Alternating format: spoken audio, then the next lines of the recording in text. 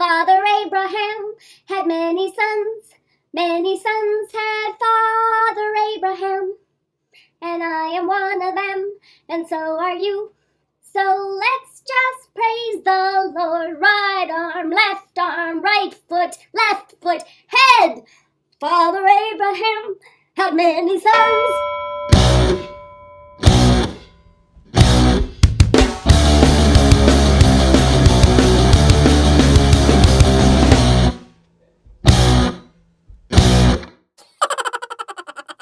Hi, welcome to Kick-Ass Switch, putting the K in magic. I'm Joanna DeVoe, and you are watching a video about Father Abraham. Abraham Hicks? Anyone? Anyone living in the Vortex? That whole thing, that weird thing that I was doing in the beginning, it's actually way more complex and longer than that. We did that in church when I was growing up. And you'd actually do the whole verse with just your arm, and then a whole other verse with just your other arm, and you'd like call out each body part until an entire congregation, you went in circles too, so we're all like going like this and marching in place and being in circles. It was a lot of fun as a kid. I ain't gonna lie. That part of church was awesome, and it's forever stuck in my head, but it's in my head today because, again, I wanted to mention Abraham Hicks because it's a little strange, actually, if you're not familiar with channeling or you're new to the law of attraction. But for my money, Abraham Hicks is where it's at. And the beautiful thing about Abraham Hicks, which is really a channeled entity that comes through the woman Esther Hicks with a lot of humor. A lot of humor, a lot of down-to-earth language, because, as I believe, any kind of channeled information is influenced by the channeler. So I think that's why they put Jerry and Esther, their last name is Hicks. I think that's why they put the name Hicks on the end of Abraham. And Abraham is a collection of entities. They are entities. They're entertaining. But it's a collection. It's a collective that calls itself Abraham. So you'll hear a lot of we language when you listen to that. I am tripping up over my words so much today. Please bear with me because I'm just going to keep going. I'm going to go with the flow because that's actually what I want to talk about today. Because if you go and you listen to Abraham Hicks videos, of which there are like 2 gajillion on YouTube, they're awesome for getting yourself into the flow, for getting yourself into the vortex. You'll hear them talk about getting into the vortex. So that's what I wanted to talk about today. Getting into the vortex is a piece of terminology that Abraham uses about what I perceive as being in the flow. It doesn't necessarily mean being all happy and hippie and yippee skippy all the time. A pro athlete on their game is in the flow. They're in the vortex. Action is flowing from an inspired place. A person for whom a jillion lucky breaks just seem to always cross their paths in life, that person is living in the flow. I was recently listening to Bruce Lipton, The Biology of Belief. He was on Joe Rogan a couple of years ago, and I was listening to that interview, and he was talking about how we are programmed in the early years of our lives, and that's why rich people who grow up rich, they tend to stay rich. And people who grow up poor, they tend to stay poor. And that it's not a genetic thing, it's a programming thing. And then he actually got into this whole bit about how the church, I don't know what church he was talking about, but actually said, give us the first 6 years of a child, the first 6 years of their life, and they will be with the church forever. Because the church, the big they that controls other people, they know that once that programming is in place, it's pretty hard to break. So I think that's really why some people it seems like they're born into privilege and then they just continue to have these privileged lives. I'm not going to discount the fact that their families are well connected, their money affords them special opportunities, maybe they're famous parents or whatever, but also a lot of these people have talent and special gifts, and good things seems to happen after good thing seems to happen after good thing. And I think that that has to do with their belief system and their programming and the expectation that they hold. And for me, what being in this vortex is all about, the vortex, is about belief, expectation, and focus. So it's like being in the zone, being in the flow. And to me, it's interesting. Abraham talks about the vortex in terms of the place you want to be. So you're either in the vortex or you're out of the vortex. But really, no teaching is 100% sacred to me. I will often tweak it to suit my own belief system and needs. And I think there are different kinds of vortexes. And really, just keep in mind that Abraham has said on numerous occasions, this is just a metaphor. This is just a metaphor. It's just a way of explaining the unexplainable, to make it something to chew on so you can start putting it into practice. Because the beautiful thing about the law of attraction is it's not something that you just have to take on blind faith. If you play around with it a little bit, if you can suspend disbelief in the beginning that like attracts like, you can prove to yourself that the law of attraction works. So for that, I think it's amazing, and it's something I've proven to myself again and again and again. And what I was saying about that there's different vortexes is, you know, a vortex, it's a great analogy. It's a great metaphor because a vortex is like a center, you know, with whatever energy flowing around it. Every single one of the four elements, we have vortices in nature. So there can be a vortex of air, a vortex of water, a vortex of fire, a vortex of earth energy. You have vortexes all through your body. We call these chakras or chakras, however you want to say it. And in traditional Hindu lingo, chakra actually means wheel. They're vortexes of energy. They have a magnetic quality to them, and you can kind of think of it like the eye of a storm. So whatever at the center of the eye, it kind of like sucks things toward it and attracts things in toward it, and that's kind of what a vortex of energy does. So for me, I've experienced different kinds of vortexes in my life. So I went through a period kind of right before Kick-Ass Switch where I had a long, sad, depressed period. I experienced a lot of depression and anxiety, and a phase that I went through after that was anger. And I'm a creative person, I'm an artist, so I express that in my writing, in my drawing, in the songs I wrote. So the band I was in, Obedient Waves, I wrote all the songs for that. It was punk rock, it was screaming and yelling about all the things that we were upset about. The coloring book, Will Work for Food, a coloring book for grown-ups. I still sell that on my website, but whenever someone buys it, I always shoot them an email like, you know, this is really different in tone from what I'm doing now. It looks, you know, it's the same style, the same illustration style, but it's really like an angry reaction to I'm just a girl in the world and the way, you know, pop culture and the media makes me feel and a certain kind of man. So there's a lot of anger in that.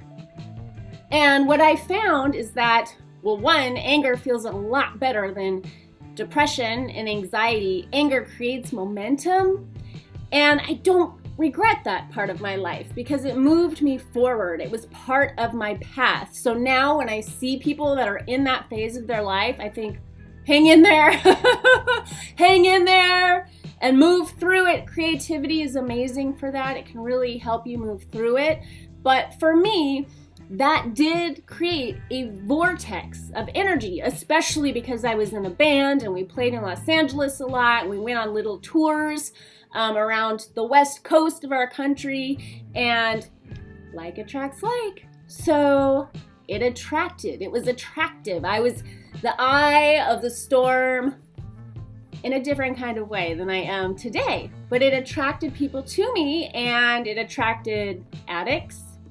I had a lot of, if you know anything about rock and roll, there are a lot of addicts of all flavors. Alcoholics, drug addicts, sex addicts,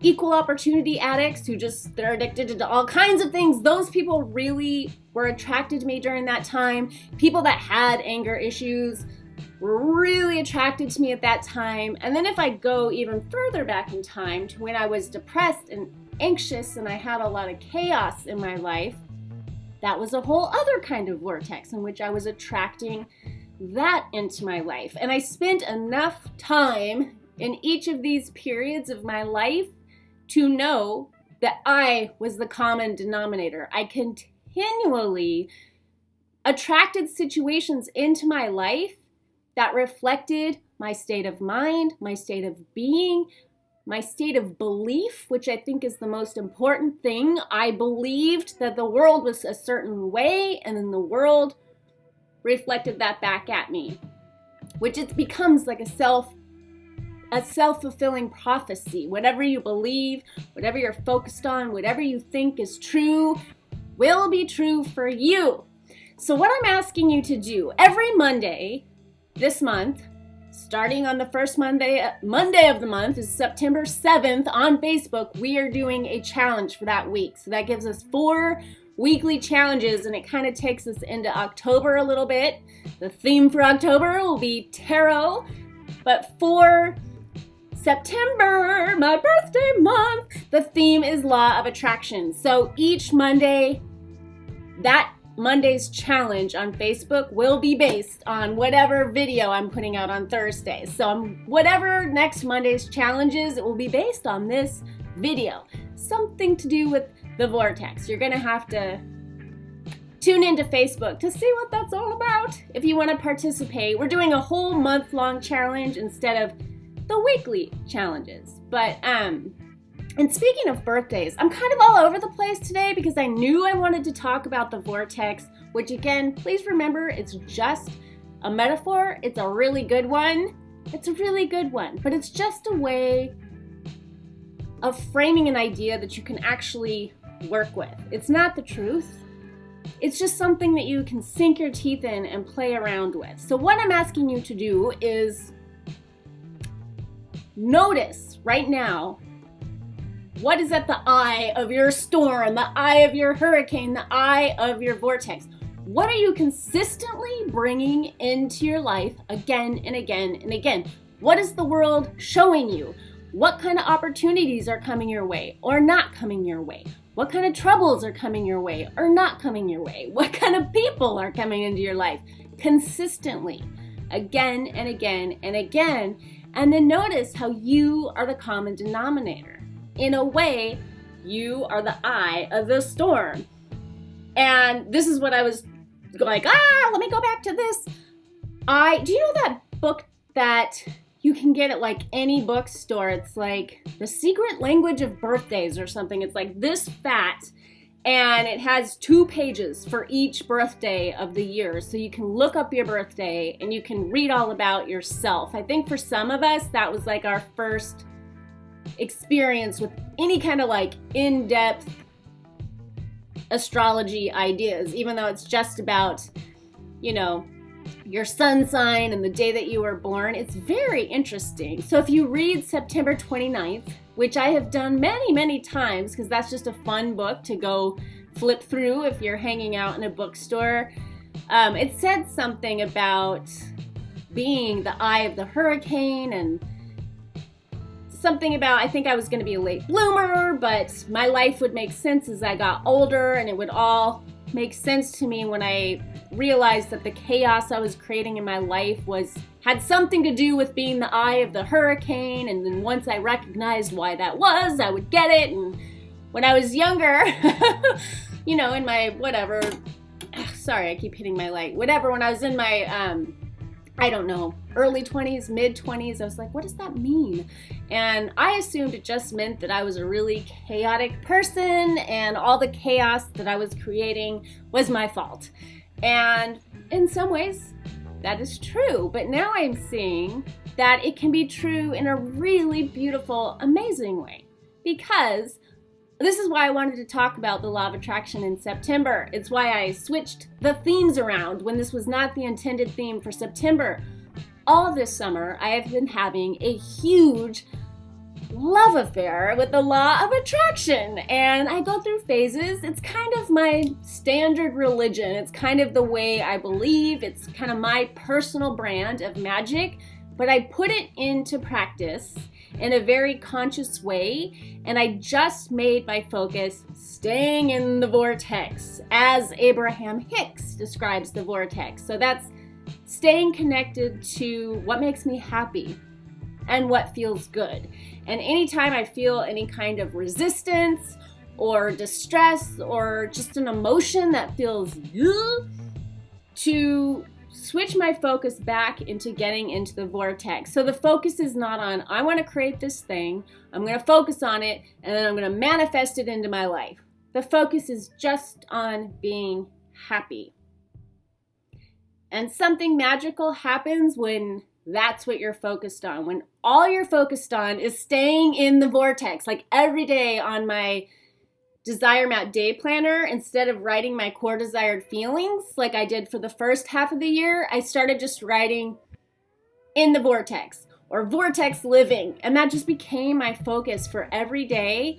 And I was able to hold that for longer and longer periods of time as I practiced. And I was also able to get back in to the so-called vortex faster the more I was practicing. And not only was I happy, but this is something that Abraham Hicks says is true, and I just decided to set aside disbelief and play around with it. She, he, they say that everything you've ever wanted is already in the vortex. You don't need to make another list of what you want. Source knows what you want, loud and clear, so stop creating your manifestation list. Stop focusing on what you want and just focus on being happy, getting into the flow, getting into the vortex, and allowing those things to start coming into your life. And that's what happened to me. I focused on getting into the vortex, and awesome things started happening to me. People that I was trying to get in contact with got in contact with me. Fun, crazy, awesome opportunities started coming my way. I would wake up in the morning, open my email, and see bing, bing, bing, bing, I had a bunch of sales. I got a whole bunch of new coaching calls, and every single one of those people is an absolute delight. Like, I'm so happy to talk to them. I'm so happy to hook into their dream. Nobody's causing me any problems, and it has been absolutely magical. It's been wonderful. I've been having so much fun.